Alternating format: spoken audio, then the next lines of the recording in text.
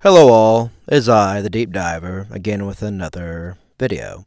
And I want to ask everybody a question. A deep question.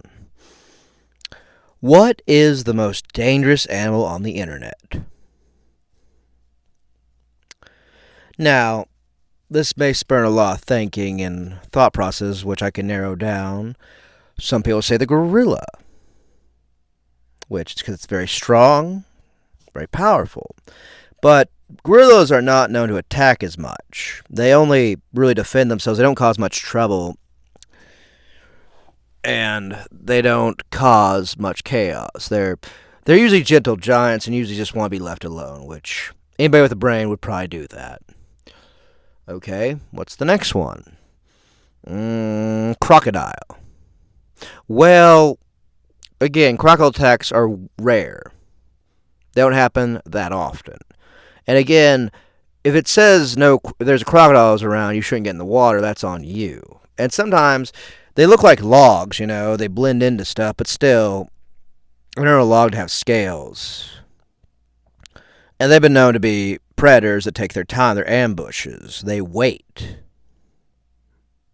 They have to get you with that surprise, that danger. And then they get you when you're distracted and being devoured by them. How about the bear?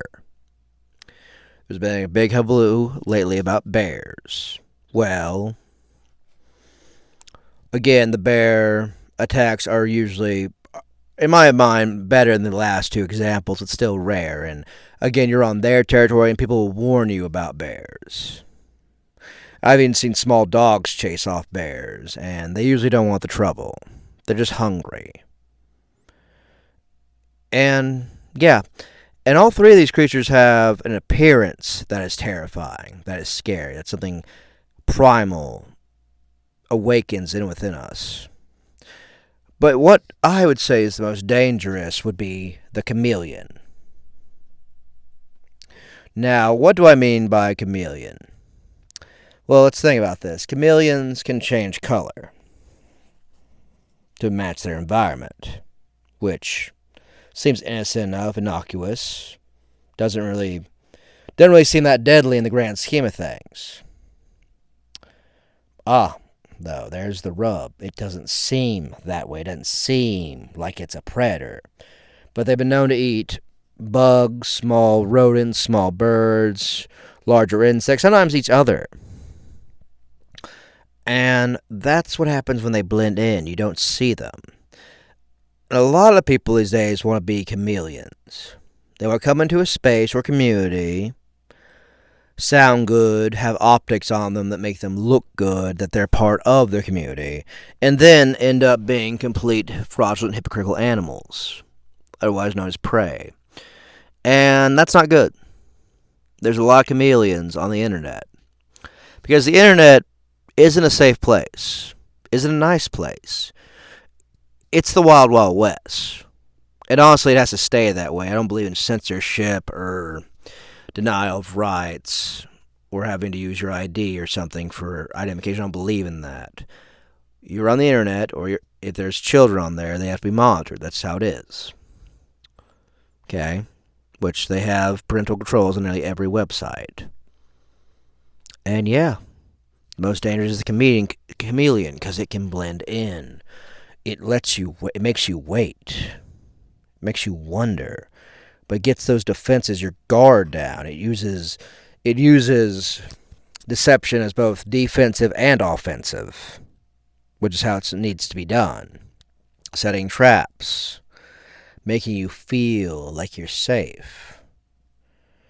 Like playing it safe is a good thing. You can run this script with them until they betray you. And it's hard to pick out chameleons, but you've got to see what people do. We're running at a time where we see tons of examples of seeing what people say, what they think, but what they do matters more. That's how you reveal the stripes. That's how you reveal the deep underbelly of people. See what they do. Don't listen to their words. I'm talking a lot, and I do things. I try to keep what I'm doing things. I try to keep saying them. As in, I try to keep my word or try to say what I'm going to do. It's very rare. A lot of people say things and they don't do it, and people wonder why people are so angry and distrustful. And you can't make a habit of letting people down and imagining it's going to be good. Okay? A chameleon doesn't see the problem.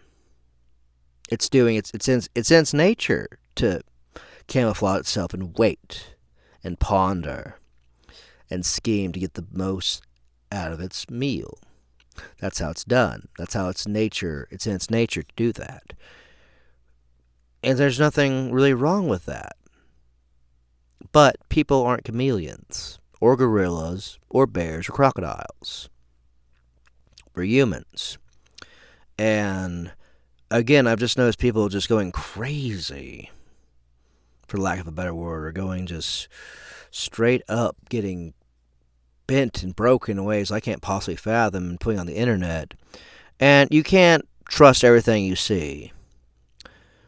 And I think, sadly, we're having a new I saw a meme the other day about the pyramid of evidence, okay? It starts out very innocent, then really reveals a lot. For instance, first you start with preschool, then kindergarten, then grade school, then middle school, then high school, then college, bachelor's, master's, PhD. And you know what the top of the pyramid was in this scenario? What was it? The highest form of evidence? Trust me, bro. Which has become a dirty, dirty saying in these times. Like, just trust me. Well, when you're giving me reasons not to, why should I? You see, that's the problem. When you blindly follow others, you'll never see their true colors, which is a big problem. We follow people. We don't really look past this idea, this image, this representation of our mind. We could see a hero, and they could be a villain, or be a villain and still be a hero. And we're quick to judge. And to be fair, trust takes a long time to build, but can be gone away in an instant. It's a very precious, abstract currency of society and humanity. We don't like what we don't trust. Okay, we know something's off. We feel this uncanny valley effect in our souls where we just know something's up. There's a ruse going on. I'm trying to be bamboozled, trying to get finessed. And I think people should listen to that more. It's there for a reason. Instincts, gut feelings, reflex, whatever you want to say, intuition, it doesn't matter. People should listen to them off and on, okay? Like, you feel something bad's going to happen, you should probably listen to that. Will save you. And being distracted by these chameleons will not save you from danger. It will not help you. You need to focus on your own critical thinking, your ideas, to look past the chameleons, past the deception. And there's no two ways around it. I think we're slowly moving towards anti-society or anti-community where people are tired of being around large groups of people or having shared values with so many people. It's impossible, okay? Frankly, the idea of a country with millions of people agreeing on anything exactly the same is absurd on its premise and its face. And we need to develop our own critical thinking, find our quote-unquote tribe. And it's hard. It's very hard to put yourself out there and be vulnerable. That's what I'm doing. I'm being out there, being vulnerable, putting my ideas out here. And I know I'll face backlash. That's the world we live in. I can go on social media and say it's a beautiful blue day. They think, no, it's Zool. Just because. Some people are miserable. I think a lot of people are getting more miserable because they're being driven mad by longing, I think expectations. They've been around too many chameleons. They've been burned. They've been hurt by them. And then they try to project that outwards, where this one person or this one type of person hurt me. They all have to be that way, and that is just not true. That's not right. It's not fair. But again, we humans love to take the easy way, rationalize and compartmentalize everything, even though we shouldn't, and reality doesn't work that way. Reality doesn't care about your feelings. There's going to be chameleons and everything else out there trying to get you, trying to deceive you and lie and cheat you and sell you something. The term grifter is thrown around a lot, but I think it applies to a lot of things. a lot of cases, has its uses. And yeah, so I've learned something in this world. A very sad truth. Do you want me to share it with you? Because I'm going to. It's this. You can't trust what people love. You can't. Because love is very innocuous. It's very abstract. It's very mercurial. It changes. But you can trust what people hate. And that's what a lot of people, I think, operate on, is hate or fear, which fear is the cornerstone of hate. If they don't know it or understand, they don't want to learn about it, it just fuels that hatred, that anger. And yeah, it's not good. And people are quick to do that. And I think people are finally coming back to responsibility and accountability, which is what I professed in my book and my next one about the whole situation. And yeah, I'm not trying to chameleon you. They asked me, I've had this asked me several times, like, are you the same way online as you are on the internet? And yes, I am. I'll admit that right now. Things I say on the internet, I'd say in real life to people, or vice versa. I don't like masking. I don't like feeling fake. I'd rather be shunned for who I am than embraced for something I'm not. It just never sits right with me to lie. It's so exhausting, so much work. It's probably what's led to my burnout over the last couple of years. And many others, having to put on airs, put on a mask, having to make things up, have to just go with the flow. And I think that's what led to a lot of problems these days, where people just said, oh, whatever. I'm not going to offer any resistance, and it just happens, you know. Things happen when you don't put up resistance, you know. I don't like the whole come along to get along crowd, okay? Yes, to some extent it's unavoidable. We're people. We love to hear about the sound of our own voice and our name. The next best thing is saying we're right. It's like oxygen to a lot of people. And things like social media, besides YouTube, and including YouTube, can lead to this. Could lead to this. This feeling of entitlement, that they're owed something.